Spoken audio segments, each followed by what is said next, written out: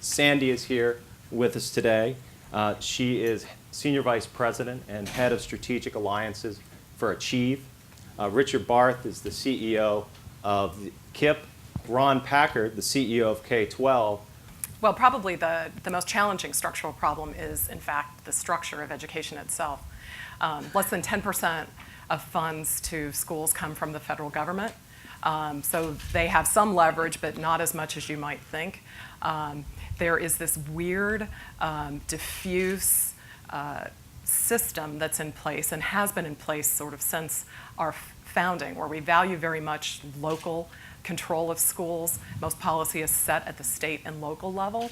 And while that has some advantages, it certainly has a lot of disadvantages when you're trying to figure out how to drive a system and actually make sure that students graduate from school ready for college and careers. We have schools that are now going what they call blended learning or hybrid. It's whatever you want to call it that day. But basically, how do we leverage technology to provide individualization, to reduce the risk that you're in with even a KIP, a teacher who's not really as prepared or as equipped yet in their career to drive the kind of growth that you want.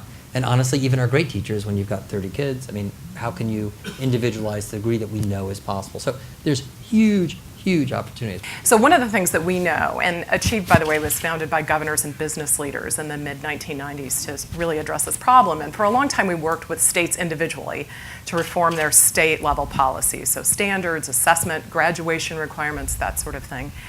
And we noticed continually that when we started to talk to higher ed and the business community, we were seeing this real disconnect. So we did some research about a decade ago, and maybe not shockingly, but it was the first set of research that really showed, hey, you know why we're so far behind in those international assessments? We actually don't have our expectations right. Why should a high school only be able to offer 20 elective courses? Why shouldn't every student in the United States be able to take Chinese? Why shouldn't they be able to take all 35 AP courses? Why shouldn't they be able to come out of high school Oracle certified if they want to?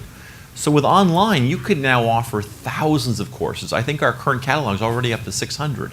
So literally, you can actually become anything you want to be. So the power of being able to offer an elective to the one student in a rural school who wants to take Chinese 4, that's powerful. And you can economically do it because you can amalgamate those courses over large numbers. So I can have 1,000 schools with one kid, and all of a sudden I can afford the teachers and all the economics. So that's what we mean by individualization. It happens at the course level, it happens at the program level, it happens within the course, it happens by the learning methodology in which you study, and that's very powerful. And again, when you combine it with great school leadership and culture, it's going to revolutionize the system.